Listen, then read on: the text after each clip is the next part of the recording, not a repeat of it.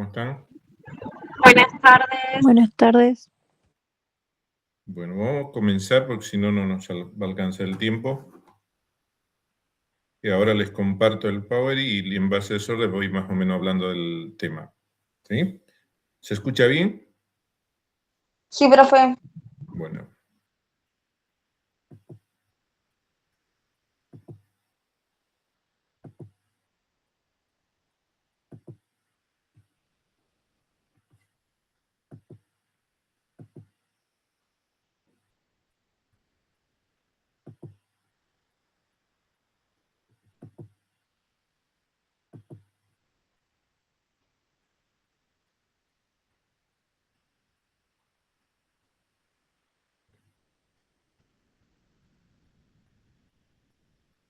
Bueno.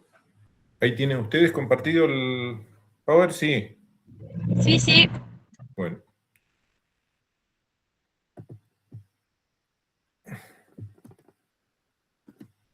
Bueno, vamos a ir primero. Ustedes igual ya tuvieron los talleres, los seminarios sobre este tema, así que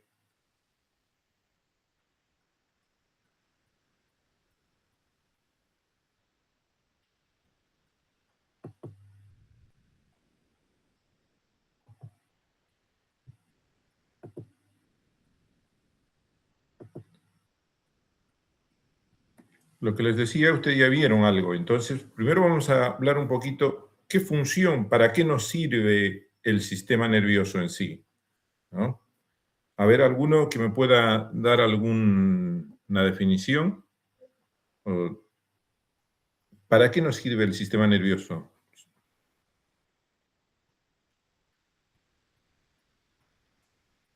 ¿Se anima alguno a decirme o...?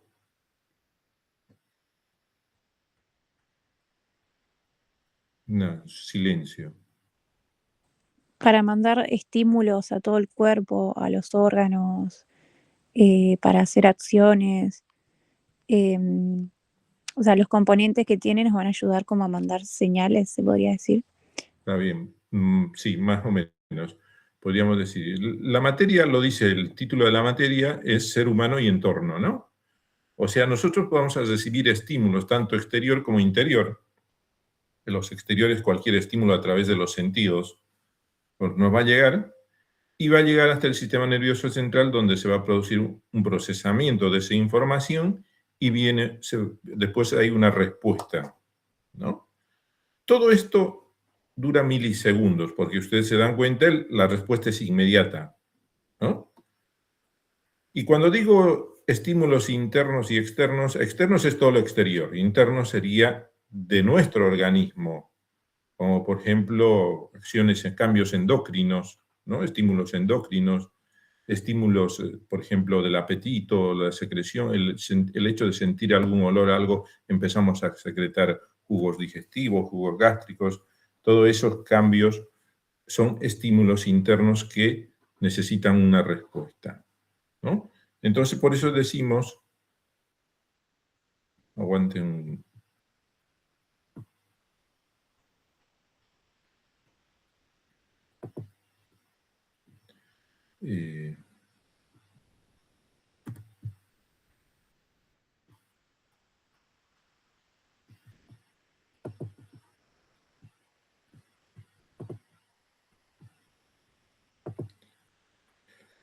Lo que les decía es que nos permite detectar, interpretar, responder de forma rápida a los estímulos del medio, tanto internos como externos, ¿no? Esa es la función principal de lo que es el sistema nervioso, ya sea del sistema nervioso periférico, recibiendo los estímulos, y del sistema nervioso central, procesando toda esa información para enviar una respuesta.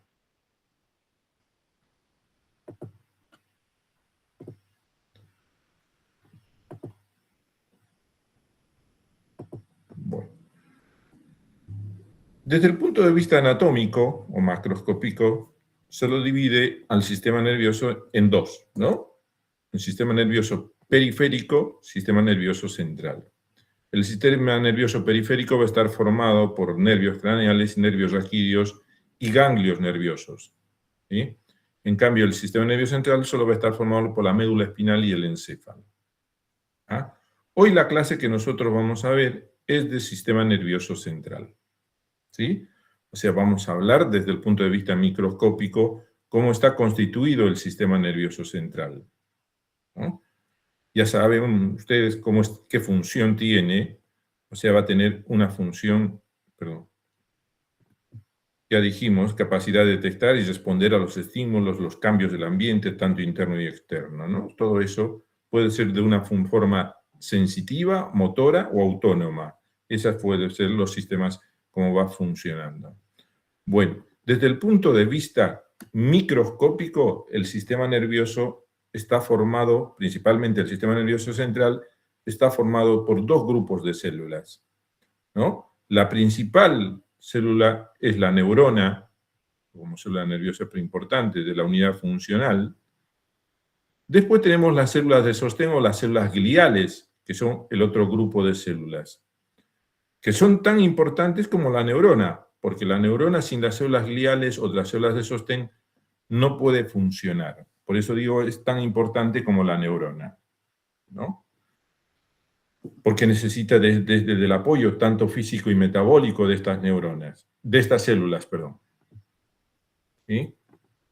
Cualquier duda o pregunta, me paran, no hay ningún problema. Bueno, es lo que les decía, tiene una función sensitiva de asociación y función motora. Bueno, estos órganos, como el encéfalo o la médula espinal, son órganos nobles, son importantes para la funcionalidad de nuestro organismo, ¿no? Por eso necesitan estar bien protegidos. El organismo está bien armado, bien formado. Todo lo que es estructuras u órganos nobles, de alguna manera, tienen una protección importante. Van a ver que hay estructuras que no son tan importantes para la vida cotidiana, entonces no tienen la misma protección que los órganos nobles. En este caso, el sistema nervioso central es un órgano noble, por eso es importante su protección. ¿A qué me refiero? Si nosotros nos vemos desde el punto de vista macroscópico, de adentro hacia afuera vamos a encontrar estructuras que están protegiendo, por ejemplo, al mesencéfalo, a la médula espinal. Tenemos, primero, ¿qué protege por dentro? ¿Alguno?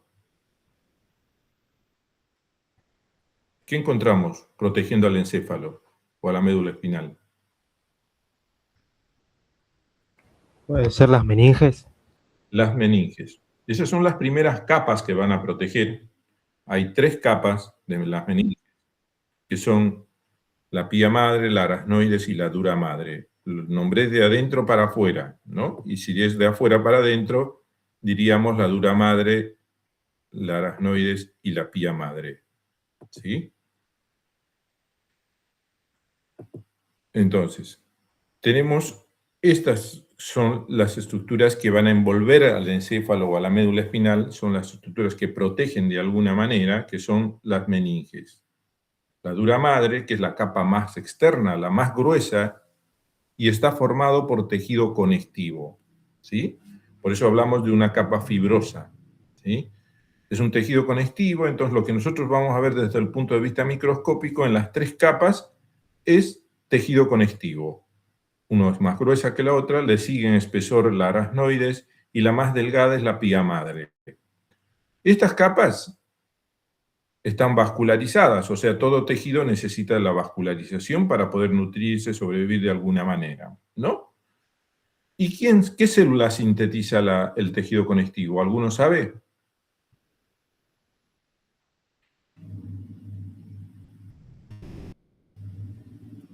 ¿Qué célula sintetiza el colágeno, tejido conectivo?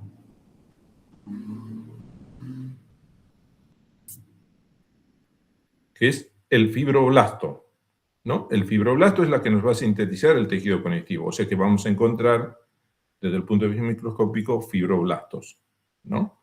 Entonces, encontramos desde la microscopía fibroblastos, tejido conectivo y vasos sanguíneos. Hay una excepción de las 3 capas, en este caso la aracnoides, no va a estar vascularizada, por eso decimos que es un tejido conectivo no vascularizado. ¿Sí? No tiene vasos sanguíneos.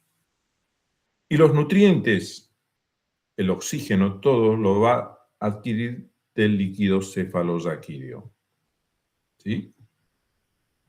Acuérdense que el líquido cefalorraquídeo va a estar entre la pía madre y la arachnoides. Entre estas dos capas está el líquido cefalorraquídeo, ¿no? Entonces, del líquido cefalorraquídeo, la arachnoides va a obtener todos los nutrientes. De esa manera obtiene su nutrición. La pía madre, que es la que va a estar en contacto directo con el encéfalo y la médula espinal, que es la capa más delgada y la más vascularizada inclusive, que tiene más vasos sanguíneos.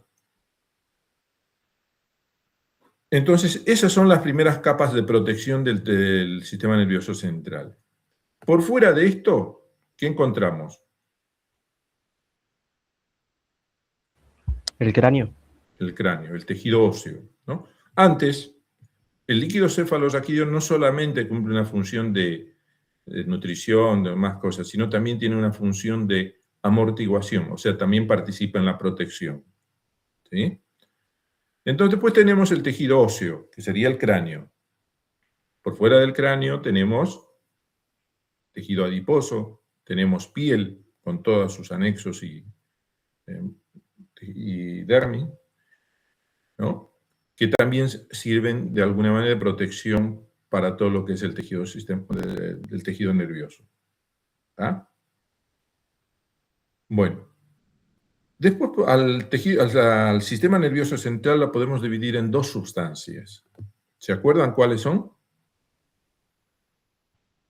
La gris y la blanca. La sustancia gris y la sustancia blanca. ¿Sí? Ustedes dirán, pero el microscopio nosotros lo vemos gris, lo vemos blanco. No es así, no es que lo vemos blanco ni lo vemos gris, ¿no? Es una forma de decir una sustancia gris y una sustancia blanca. Cuando no está coloreado el preparado, antes de mirar el microscopio en fresco, la sustancia gris es más clara y la sustancia gris es un poco más oscura, simplemente, ¿sí? Y una vez coloreada, haciendo todos los procesos para mirar el microscopio, porque las coloraciones que nosotros utilizamos es la sustancia gris, la hematoxilina y la eosina. ¿Y cómo se ve? La hematoxilina da un color azulado, azul, y la eosina da un color rosado o fucsia, ¿sí? Entonces no vamos a ver gris ni blanco, ¿no? Entonces, ¿cómo está compuesto estas dos sustancias? Eso es lo que nos importa. ¿Cómo está constituido estas dos sustancias? La sustancia gris y la sustancia blanca. Porque hay una diferencia entre las dos. ¿Ah? La gris tiene el cuerpo neuronal, ¿no, profe? Y la blanca, si no me equivoco, los axones. Bueno, más o menos, pero no es tan específico como lo dijiste. Lo que sí va es en la sustancia gris, aparte de encontrar los cuerpos neuronales, los cuerpos de las neuronas, vamos a encontrar las otras células también, las células gliales, los cuerpos de las otras células gliales, o serían más que todos los núcleos, ¿no? Lo que vamos a ver. Sería la corteza y los núcleos, ¿no? No te entendí, perdóname. ¿A qué te referís con corteza? Porque yo lo tengo así, como sustancia gris que está en la corteza y ahí están los núcleos. Te referís al tejido nervioso, está bien también. O sea, en sí la sustancia gris va a estar formado, aparte de los cuerpos neuronales, los cuerpos de las células gliales, también pasan fibras nerviosas, como pueden ser axones o dendritas, también vamos a encontrar, ya sean mielinizadas o no mielinizadas, ¿sí? En cambio, la sustancia blanca, la única diferencia, no vamos a encontrar cuerpos neuronales. No vamos a encontrar cuerpos. ¿Podemos encontrar células gliales? Sí. Lo que predomina es la presencia de las prolongaciones, ya sea axones y dendritas. Por eso decimos que la sustancia gris, cuerpos de neuronas, dendritas, sinapsis, fibras mielínicas, amielínicas. Las células gliales serían estas, astrocitos, oligodendrocitos, células de la microglia. Esas son algunas de las células gliales. En cambio, en la sustancia blanca vamos a encontrar fibras mielínicas, predominan las fibras mielínicas, hay fibras amielínicas, pero lo que predominan son las mielínicas. Y también encontramos células gliales, fíjense, oligodendrocito, astrocito, microglia, ¿sí? El color claro o blanquecino que se ve, o amarillento, principalmente es por la presencia de la mielina, que está formada por lípidos, ¿sí? Sería grasa. Principalmente por eso se ve una coloración más clara. Y como es grasa, la mielina, no se puede colorear. No adquiere las coloraciones, ya sea eosina o hematoxilina. Entonces queda claro, ¿no? Por eso se lo ve. Bueno, un poquito de embriología para saber de dónde se origina desde el punto de vista embriológico. El tejido nervioso se origina del ectodermo, ¿sí? Y principalmente todos los órganos, acuérdense, en general, apréndanse esto. Cuando ustedes les preguntan ¿cuándo se forma el tejido nervioso? ¿Cuándo se forma el pulmón? ¿Cuándo se forma el riñón? ¿Cuándo se forma? No estén pensando en qué mes o en qué estés. El periodo de organogénesis de la formación de todos los órganos es el primer trimestre, los 3 primeros meses. Empiezan aproximadamente entre sexta semana, y se forma dentro del primer trimestre. Todos los órganos. ¿Sí? Por eso el primer trimestre es importante cuidar a la embarazada para evitar malformaciones o alteraciones en la formación de los órganos, ¿no? Que puede ser una infección, una mala nutrición, una alteración hormonal, lo que sea, que nos puede provocar un defecto en la maduración, en la formación de estos órganos. Entonces es importante eso. Después del primer trimestre los órganos ya están formados, lo único que tienen que hacer es madurar y crecer. ¿Sí? Y eso va a depender mucho de la nutrición que tenga el feto. Bueno, eso es desde el punto de vista embriológico. Ahora, vamos a ir describiendo cómo son los protagonistas del sistema nervioso central. La principal es la neurona, ¿no? Acá tenemos un esquemita de una neurona que está formado por un cuerpo o soma, que es esto que estoy acá marcando, ¿sí? Este es el cuerpo o soma. El cuerpo tiene diferentes formas. En las neuronas puede variar las formas. Puede ser redonda, piriforme, ovalada, estrellada, ¿sí? Puede tener muchas formas el cuerpo. Y a su vez va a tener prolongaciones del citoplasma, ¿no? ¿Qué son? Las prolongaciones se los conoce como una, que es la más gruesa y más importante, que tiene un cono axónico, se lo llama esta zona más gruesa, es donde nace el axón. ¿Sí? Todas las neuronas solo tienen un axón. Las otras prolongaciones, que son un poco más delgadas y más ramificadas, se las conoce como dendritas. ¿Sí? Una neurona puede tener una sola dendrita o puede tener varias dendritas. ¿Ah? Pero siempre va a tener solo un axón. No puede tener más de un axón. ¿Estamos? Bueno.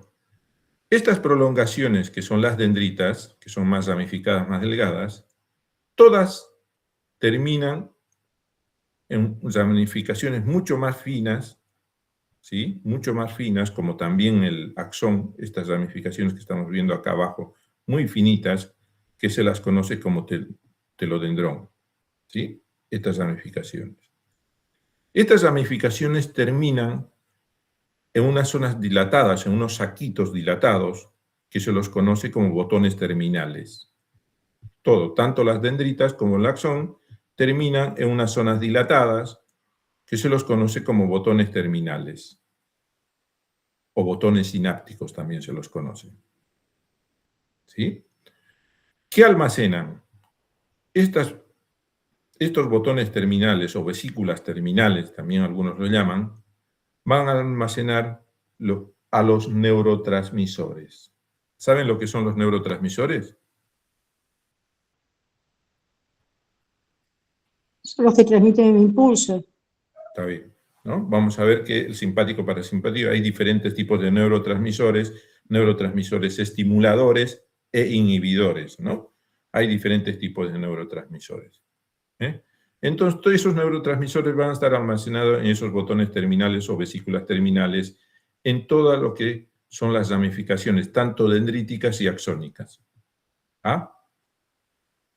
Un estímulo ingresa, ¿por dónde? Ya sea interno o externo. ¿Por dónde ingresa a la célula, a la neurona? ¿Por la dendrita o por el axón? ¿Alguien sabe? Por el axón. No. Ingresa por la dendrita, el estímulo ingresa, llega al cuerpo donde se va a producir la información y sale por el axón. ¿Sí? Entonces el axón es el que transmite la información que ingresa por la dendrita. Sí. Ok. ¿Sí? El axón es mucho más grueso, mucho más importante. El axón, a su vez, va a estar cubierto por esto, que es la mielina. ¿No? La mielina es una cobertura que cubre al nervio, al axón principalmente, para ayudar a direccionar el estímulo en un solo sentido, ¿ah? Y sea mucho más rápido la transmisión del impulso, ¿no? Para eso sirve la mielina. Pero la mielina no cubre en su totalidad todo el axón. Si ustedes se fijan, están entrecortados. Esas zonas milimétricas del axón están desnudas. A estas zonas se las conoce como nódulos de Ranvier, ¿no? Que ayudan a que el estímulo sea mucho más rápido para producir un estímulo saltatorio a ese nivel, ¿no? A esos nódulos se los conoce como nódulos Ranvier. ¿Qué célula sintetiza la mielina en el sistema nervioso central? ¿Alguno sabe? ¿Alguno de ustedes? ¿Puede ser la célula de Schwab-Schwan, algo así? ¿Que está dentro del axón? No. ¿Estás hablando? No. El sistema nervioso central tiene un determinado tipo de células gliales y el sistema nervioso periférico tiene otro tipo de células gliales. Cumplen las mismas funciones, pero tienen otros nombres, ¿no? La célula de Schwann que estás queriendo nombrar vos es una célula glial periférica, o sea, del sistema nervioso periférico. O sea que a nivel del sistema nervioso central no vamos a tener célula de Schwann. La célula de Schwann sintetiza mielina en el sistema nervioso periférico. ¿Sí? A nivel del sistema nervioso central, la célula que va a sintetizar mielina se la conoce como oligodendrocito. ¿Ah? Bueno, dentro el cuerpo de la neurona es bastante grande, ya les había dicho que puede tener diferentes formas, tiene amplio citoplasma y tiene un núcleo grande, como pueden ver, un núcleo bastante grande y también un nucleolo bastante visible. ¿Sí? Y tiene todas las organelas, tiene bastante retículo endoplásmico rugoso, mitocondrias abundantes, todas las organelas que vamos a encontrar en el citoplasma. Ya conocemos a la neurona, ya sabemos cómo es. En base a sus prolongaciones, habíamos dicho que las prolongaciones se las conoce como dendritas y axones, ¿no? En base a sus prolongaciones, a la neurona se la puede dividir en tres: monopolar, bipolar y multipolar, ¿no? En estas tres se la puede dividir, ¿sí? Monopolares, bipolares y multipolares. La monopolar, como pueden ver, del cuerpo sale solamente una prolongación, pero una vez salido del cuerpo de la neurona, esta prolongación se divide, se bifurca en forma de Y o en forma de T. ¿Sí? Lo que tenemos parece ser una sola prolongación que sale del cuerpo, en realidad son dos, es como si fueran dos cables envueltos por un aislante, ¿no? Que están saliendo del cuerpo. Porque uno es la dendrita, esto que estamos viendo acá es la dendrita que trae el estímulo, entra y sale por el otro que es el axón. Solamente que tienen una sola entrada, o sea, hay un lugar de entrada y salida, un solo lugar, ¿no? Por eso se conoce como neuronas monopolares. ¿Ah? Estas podemos encontrar en algunos ganglios nerviosos, este tipo de neuronas. Ya sean simpáticos o parasimpáticos, podemos encontrar en los ganglios nerviosos. Las neuronas bipolares, que tienen dos prolongaciones, una dendrita y un axón, como estamos viendo en el esquema, en la imagen acá, uno es la dendrita y otro es el axón. ¿Sí? La más gruesa, la que tiene mielina, acuérdense que es el axón. El otro es la más corta o más ramificada, es la dendrita. ¿Sí? Este tipo de neuronas bipolares las vamos a encontrar en los órganos de los sentidos. El ejemplo que les puedo dar son de los conos y bastones. ¿Sí? En el sentido del olfato, todo eso, vamos a encontrar este tipo de neuronas. Principalmente son sensoriales.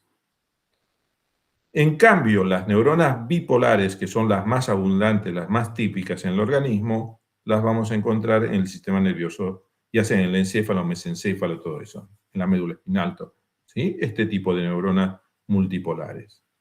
¿Ah? Son las que tienen más de una dendrita y un solo axón. ¿Hasta acá se entendió? Profe, tengo una consulta. ¿Quiere decir que entonces el formato de la neurona está directamente ligado con la función que ella cumple? Sí, más o menos, sí. Sí, sí. Ok. Bueno. Lo otro, las células gliales, que hasta ahora les fuimos nombrando, les había dicho que son tan importantes como la neurona, porque la neurona sin ellas no funciona. ¿Sí? Son células auxiliares que protegen y llevan nutrientes a las neuronas. El nombre glía significa pegamento, porque están por todo ahí adheridos tanto a los vasos como a las neuronas.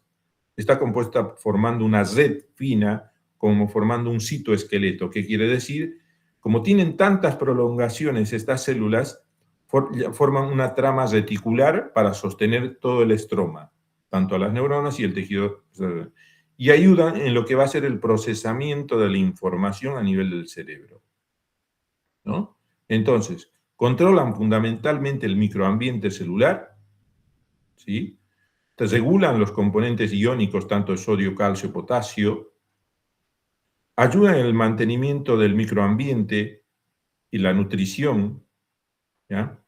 También regulan la parte bioquímica y el crecimiento y desarrollo tanto de los axones y dendritas. Sin ellos, si no tienen un ambiente adecuado con todas las hormonas o nutrientes, esas neuronas no se van a desarrollar. Son encargadas de dar aislante como la mielina, por ejemplo, las células, el oligodendrocito en el sistema nervioso central y la célula de Schwann en el sistema nervioso periférico.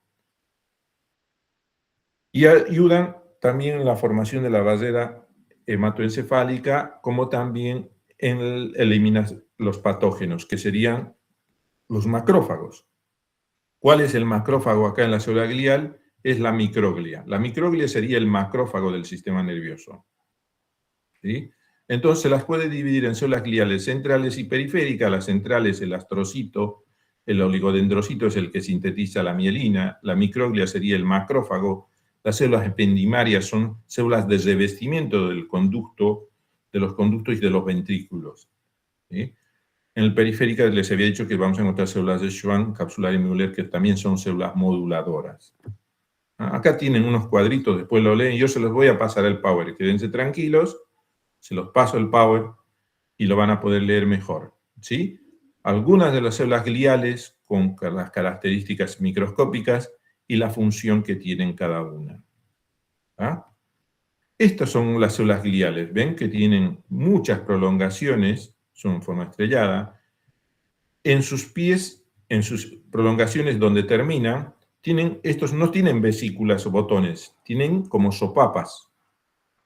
Que lo que hacen es adherirse a los vasos sanguíneos, de donde van a absorber todos los nutrientes y van a ir pasando de una célula a otra célula hasta llegar a la neurona. ¿No? Como pueden ver, están bien adheridos a los vasos sanguíneos o los capilares, y ahí. Este es un oligodendrocito que tiene generalmente 4 brazos. A diferencia de la célula de Schwann, solo tiene 2 brazos la célula de Schwann. ¿Sí? El oligodendrocito puede dar mielina a 4 axones. Con cada bracito agarra un axón y a cada axón le va a dar mielina.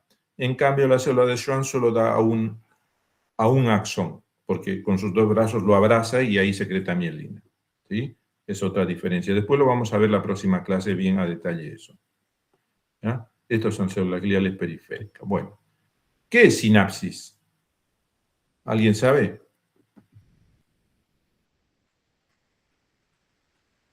¿Qué es una sinapsis? Por ahí le mando fruta, pero puede ser donde ocurre como el intercambio de la información. Sí, Entre sería una neurona y una es la célula, forma ¿no? de comunicarse entre las neuronas, ¿no? Y atravesar, y transmitir la información de una a otra. ¿Sí? Es eso.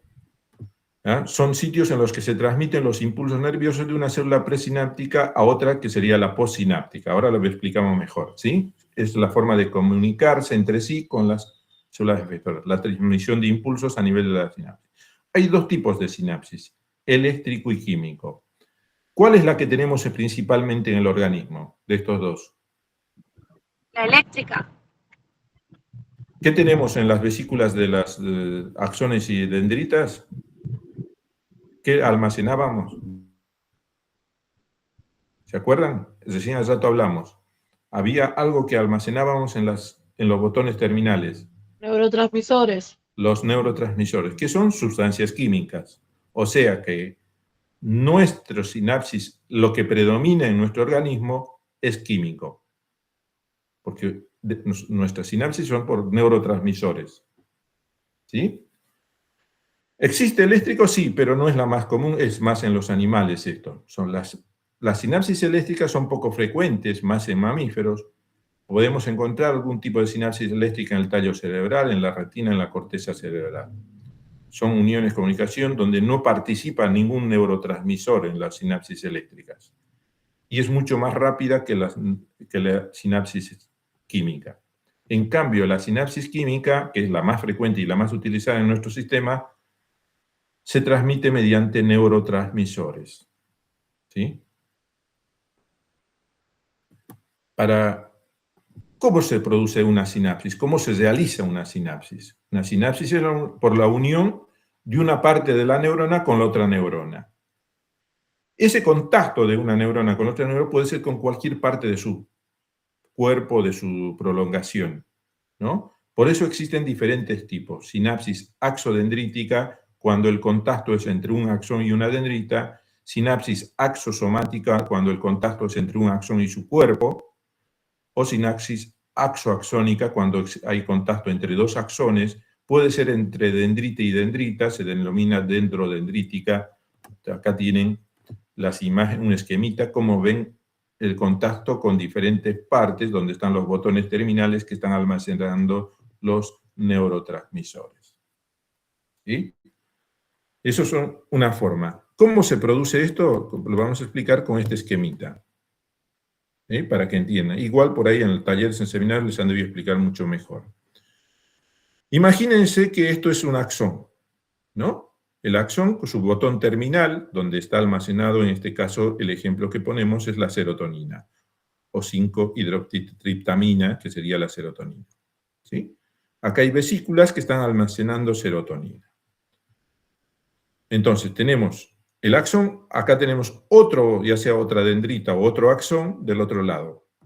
Entre estas dos células o entre estas dos neuronas, nunca hay un contacto directo entre membrana y membrana. Hay un espacio entre estas dos membranas, entre la membrana presináptica y la postsináptica. Hay un espacio que se conoce como espacio sináptico o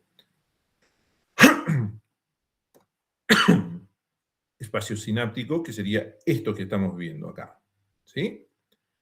Entonces, en la célula presináptica es donde se almacenan, ya dijimos, los neurotransmisores.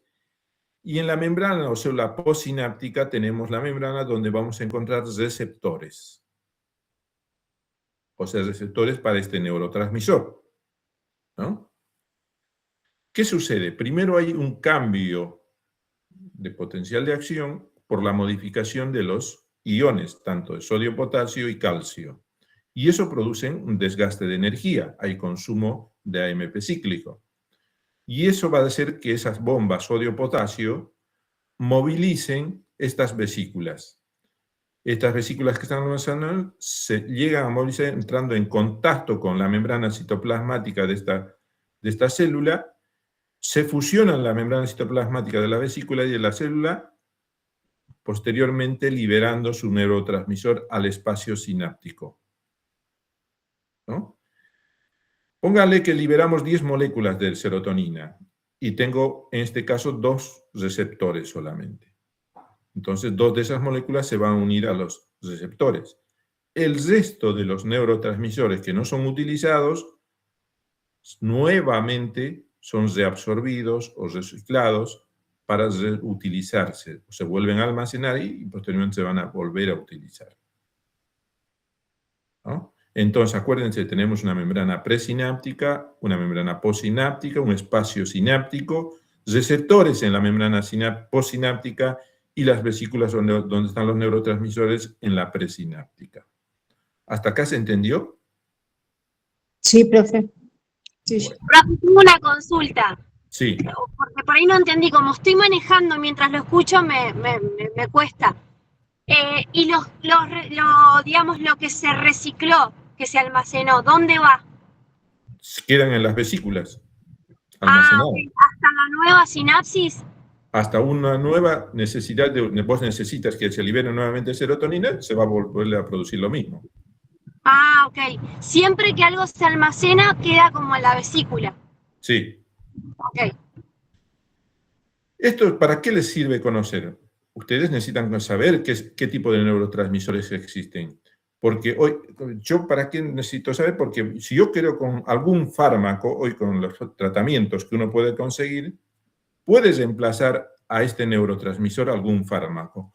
Puedo querer estimular, tener la misma acción para estimular más rápido a los receptores, o puedo bloquear a los receptores. Busco un fármaco que sea más específico para este receptor, lo bloqueo y no consigo que la serotonina actúe. Si yo no quiero conseguir la acción de la serotonina, puedo bloquearlo, ¿no? Al receptor. Y si yo quiero que más acción, más un efecto igual que la serotonina, pero en mayor cantidad o más veces, puedo estimular la liberación de serotonina también, ¿no? Para eso sirven los fármacos. ¿Qué función tiene, por ejemplo? Acá tenemos algunos neurotransmisores, la acetilcolina, noradrenalina, adrenalina, ácido glutámico, ácido aminobutírico, la dopamina, serotonina. Dopamina es un depresor, ¿sí?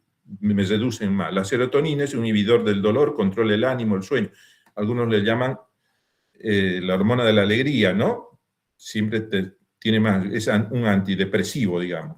Entonces yo le puedo dar alguna droga que ayude a la liberación de mayor cantidad de serotonina. Para eso me sirve saber dónde, en qué lugar puedo conseguir esa liberación, con qué fármaco puedo conseguir, sabiendo qué función tiene cada uno de los neurotransmisores. ¿Sí?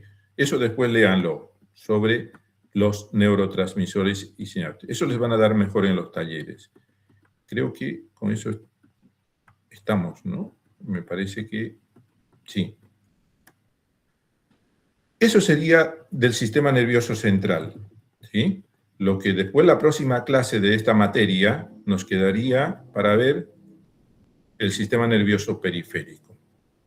Con ustedes, voy a ver, cuando terminemos sistema nervioso periférico, ¿sí? Cuando terminemos de ver sistema nervioso periférico, voy a recuperar la parte de TP de microscopía para ver esto.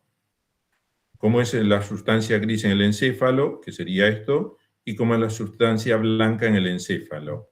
Cómo es la sustancia gris en el cerebelo, que es mucho más fácil de verlo, sustancia gris, sustancia blanca. En el cerebelo es fácil de identificar porque están separaditos. De un lado está la sustancia gris, del otro lado está la sustancia blanca. En cambio, en el encéfalo es un poco más complejo porque parecen estar mezclados, ¿no? No vamos a ver siempre las prolongaciones, ¿sí? Porque hay técnicas en las que puedo ver las prolongaciones, pero no puedo ver los núcleos. En cambio, con algunas técnicas o coloraciones puedo ver bien los núcleos, pero no veo las prolongaciones, ¿no? Estamos hablando de microscopía óptica, ¿sí? Es lo que tenemos acceso a nosotros. Ustedes van a poder ver con la microscopía óptica esto. Lo vamos a ver cuando terminemos, pues como no pudimos tener presencial, Así que a ustedes les debo la parte práctica. ¿Estamos? ¿De acuerdo? Sí, profe. Ok. ¿Alguna pregunta? Si no, terminamos acá. Nos estamos viendo la semana que viene. Si Dios quiere y nos dejan, ¿no? Bueno. Listo, profe, chicos. gracias. Quedan libres.